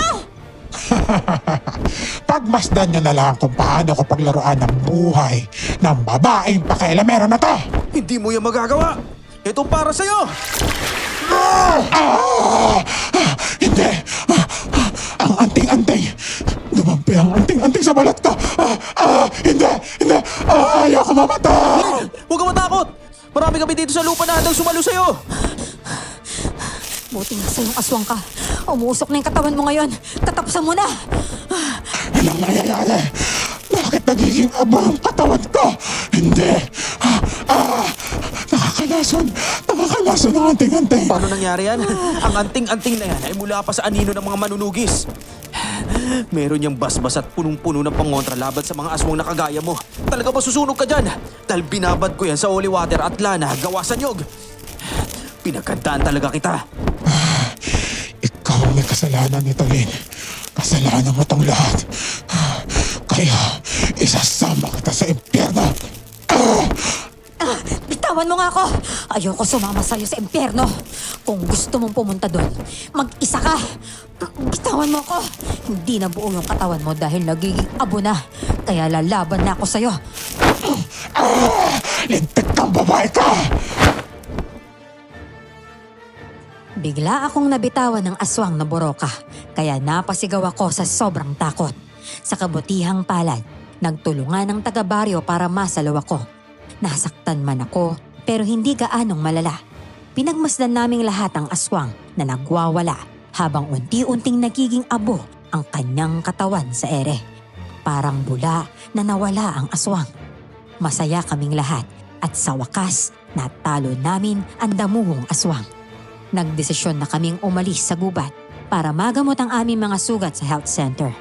Ngunit, nang palabas na kami sa gubat, nakarinig kami ng putok ng baril. Ay! Diyos ko! Si Dindo, binaril siya! Ano ba yun? Ano? Sinong bumaril sa kanya? Sino? Doon galing ang putok ng baril. Hanapin niyo ang taong yon. Ang iba naman alalayan niyo si Dindo at ang iba pa. Dalhin niyo sa may center. Dindo, parang awa mo na, lumaban ka. Kaya mo yan. Dindo! Oo, lalaban ako. Ay, napakawalang hiya naman kung sino mang gumawa niya sa'yo. Pagkatapos mo kalabanin yung aswang, nagawa ka pang barilin. Dindo, wag ka na munang pumikit, parang awa mo na, Dindo. Lalaban ka, di ba? Dindo, mahal kita, parang awa mo na, huwag mo ko iiwan, Dindo. Mahal din kita, Lina. Kaya ako lumalaban para sa'yo. Malapit na lang tayo sa health center, ha? Kayanin mo yan. Alam kong malakas ka. Lian, Beshi, si Dindo parang hindi na yata gumagalaw.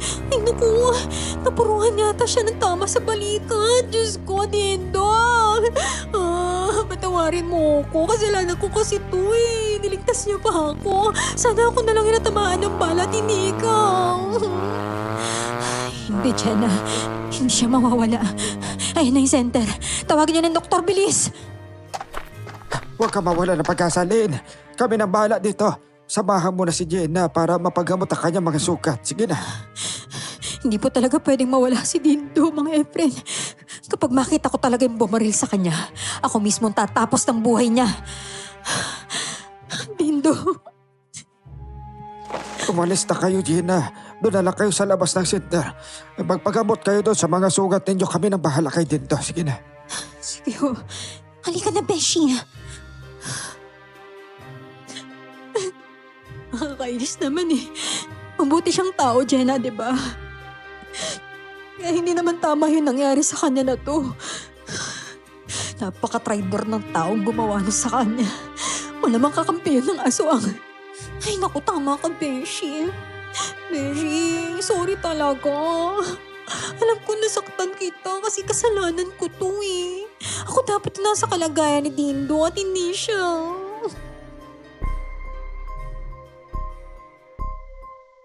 Napahagulgol ako sa iyak doon sa labas ng center. Hindi ko na napansin ang mahapdi at masakit na sugat ko sa balikat. Maya-maya pa, dumating na ang ibang mga tanod. Nakatali ang mga kamay ni Kuya Warren habang nagpupumiglas sa mga humahawak sa kanya. Galit akong lumapit sa kanyang kinaroroonan at sinampal siya ng malakas dahil alam kong siya ang bumaril kay Dindo sa gubat. Walang hiya kang lalaki ka. Bakit mo nagawa yun kay Dindo, ha? Nawala ang asawa ko dahil sa kanya. Nararapat lang siyang mawala. Asawa?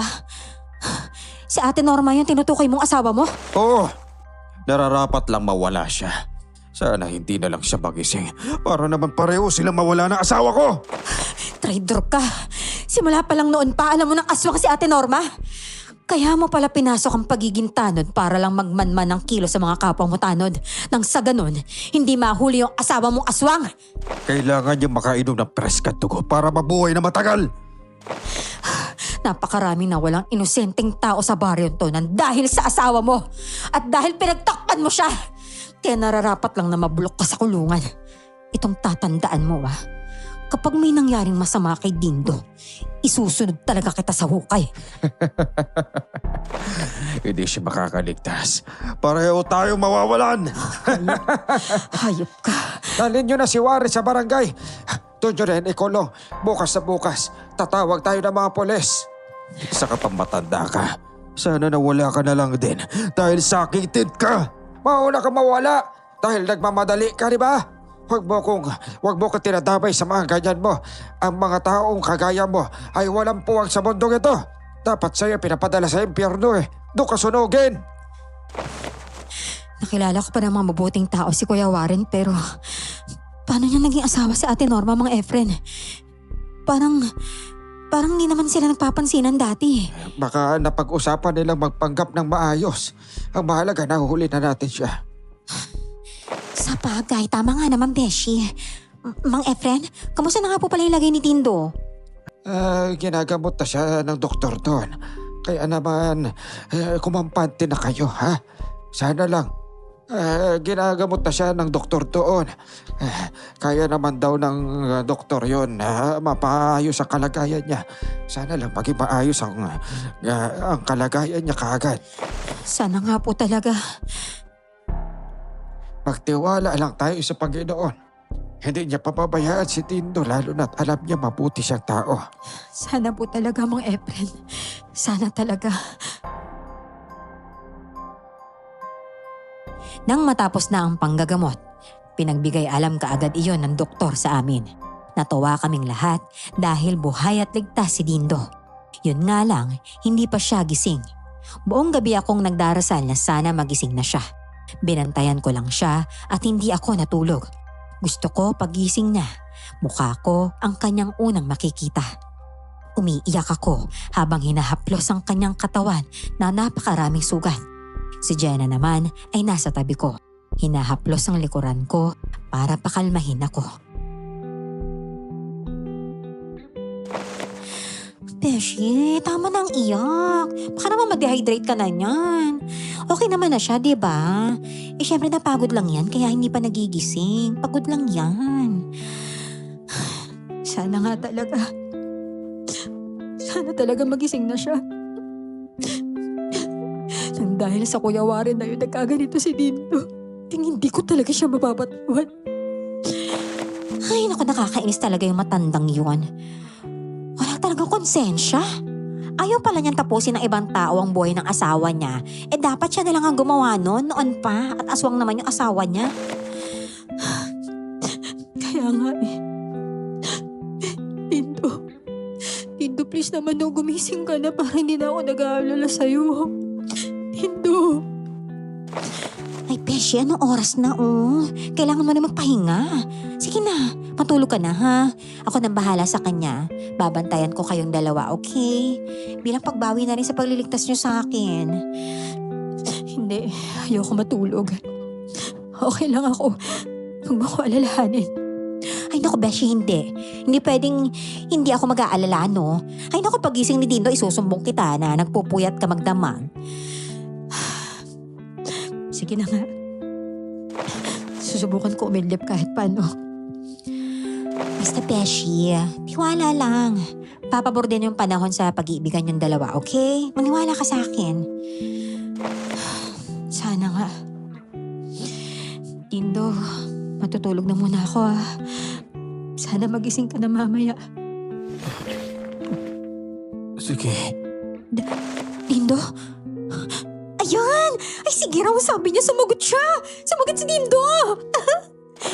Dindo, Diyos ko, gising ka na! Diyos ko, salamat sa Diyos!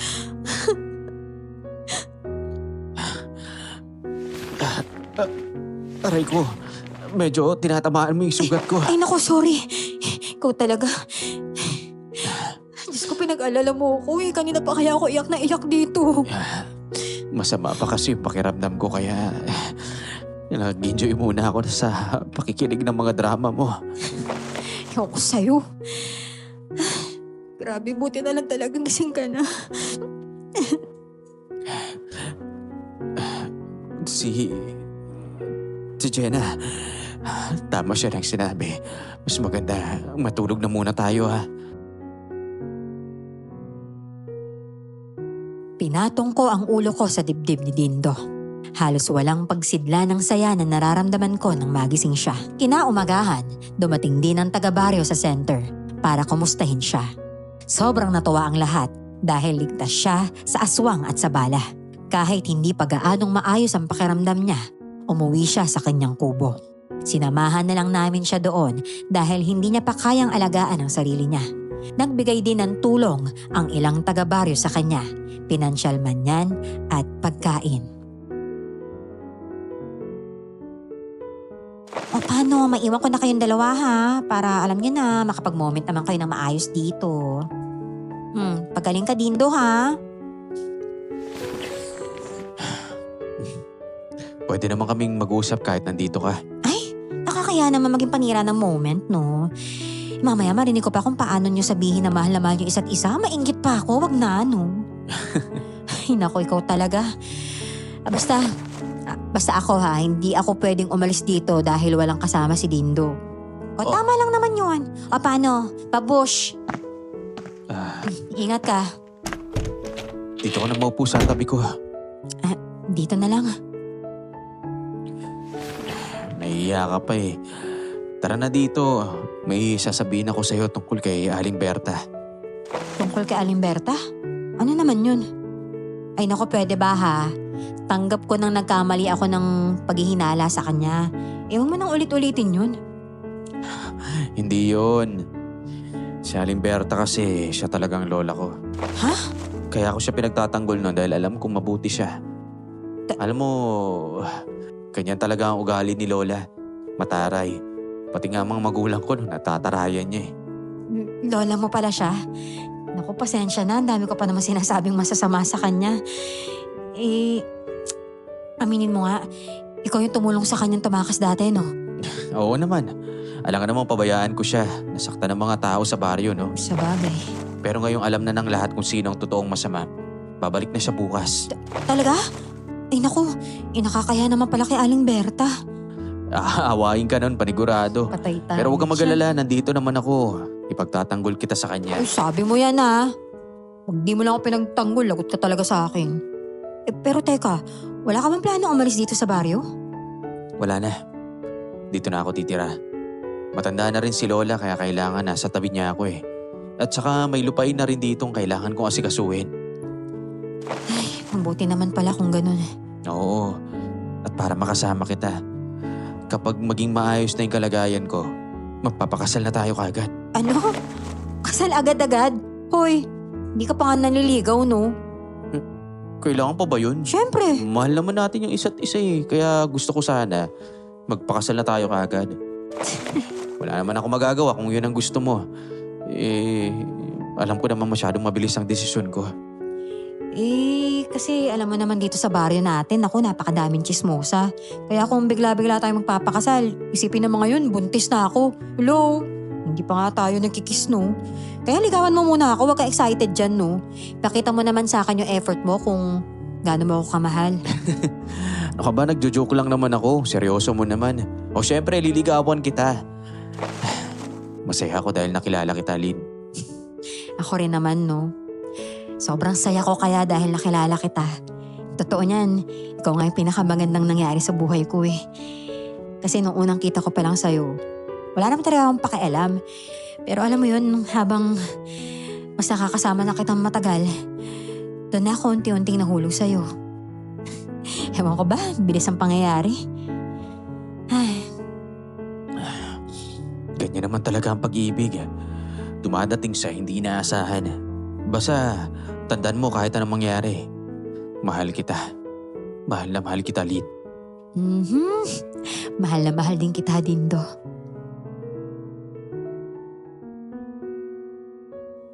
Nang maging maayos na ang kalagayan ni Dindo, doon na siya tuluyang nanligaw sa akin. Hindi ko na pinatagal at sinagot ko rin siya. Bumalik si Aling Berta sa baryo na may galit at inis sa mga tao. Nagpakumbaba ang mga tao sa baryo at humingi ng kapatawaran sa kanya. Sa huli, nagawa silang patawarin ni Aling Berta. Naging mabuti na rin siya sa mga taga-baryo. Hindi na rin nangialam pa si Aling Berta sa relasyon namin ni Dindo. Bagkus, suportado niya pa kami. Sa kasalukuyan, naging mag-asawa na po kami ni Dindo. Nagkaroon na po kami ng 3 anak. At si Dindo na ang tagabantay ng baryo. Ako naman bilang asawa niya ay nakasuporta sa lahat ng kanyang ginagawa. Si Jenna naman ay nananatiling best friend ko. Paminsan-minsan, tinutulungan niya akong alagaan ang mga anak ko. Bumalik ang kapayapaan sa baryo at ni minsan ay wala ng aswang na sumubok na pasukin ito. Hanggang dito na lamang po ang aking kwento, Miss Jem. Maraming salamat po. Lubos na nagmamahal, Lynn. At tayo ayun na na nga. nga ang kwento ni Lynn at ni Dindo. Yes. O diba? Ang Very daming nice. twist na yun ha. Nakailang bintang sila. At ayun na nga, kung ano man ang inyong natutunan sa ating kwento, ano man ang favorite part ninyo, o nakakatawang experience habang nakikinig sa amin, i-comment nyo na yan sa baba at Correct. malay nyo, kayo na ang maging Kayang gawa of the day. sa susunod nating video. Thank you, thank you!